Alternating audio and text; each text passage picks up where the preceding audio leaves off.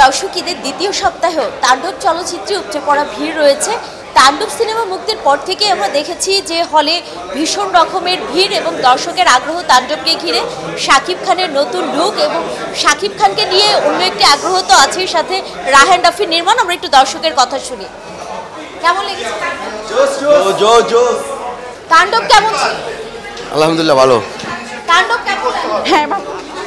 হ্যাঁ, দর্শক বের হচ্ছে এবং এর সাথেই কিন্তু তারকারাও সিনেমা হলে সিনেমা দেখছে। আমরা একটু শুনি, তাণ্ডব কেমন লেগেছে? ভালো লাগছে আপু। তাণ্ডবে কি বেশি ভালো লাগে?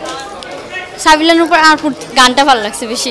Brilliant story, brilliant. অ্যান্ড বাংলাদেশে আসলে এরকম স্টোরিজই আমরা চাই। আমরা ওই গদবাঁধা নায়ক নায়িকা, খুন, প্রেম এগুলা না, এরকম কিছু ব্রিলিয়েন্ট স্টোরি আমরা চাই, যেটাতে থ্রিলিং থাকবে, যেটাতে নেক্সট মুভিটা দেখতে আমরা চাইবো। Thank you. তাণ্ডব ভালো। সাবিলানুর অভিনয়টা খুব ভালো হয়েছে, সামনে আরো ভালো অভিনয় করবো আশা করি।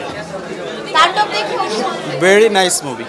তাণ্ডব দেখে কি খুবই ভালো লাগলো, খুবই ভালো লাগলো। তাণ্ডব 2 এর অপেক্ষায় আছে এখন শুধু। তাণ্ডব দেখে জাস্ট ওয়াও, এক কথায় আর শাকিব খান বা ওনার মধ্যে কেমিস্ট্রি কেমন? অসাধারণ, মানে অসাম, এক কথায়। তাণ্ডব আশা করছি নেক্সট মুভিতে আমরা তিনজনকে দেখতে পাবো, সাকিব খান, নিশো এবং সিয়ামকে। এরকমই মনে হচ্ছে মুভিটা দেখে। একদম যত টাকা খরচ করেছে মনে হচ্ছে কম খরচ করে ফেলছে, এত ভালো একটা মুভি ছিল। তাণ্ডব খুব সুন্দর একটা মুভি হয়েছে। মানে সাকিব খানের মুভি নর্মালি খুব সুন্দর, আমি সবসময় দেখি। আর তাণ্ডবটাকে আমার কাছে খুব ভালো লেগেছে মুভি। Thank you. দর্শক, বাংলা চলচ্চিত্র পরিবার পরিজন নিয়ে দেখতে আসছে আমাদের দেশের মানুষ এবং তার সাথে প্রত্যেকটা চলচ্চিত্রকে কিন্তু তারা গ্রহণ করেছে। তাণ্ডব শুরু থেকেই আলোচনায় ছিল, এখন পর্যন্ত তাণ্ডবের হাউসফুল দর্শক।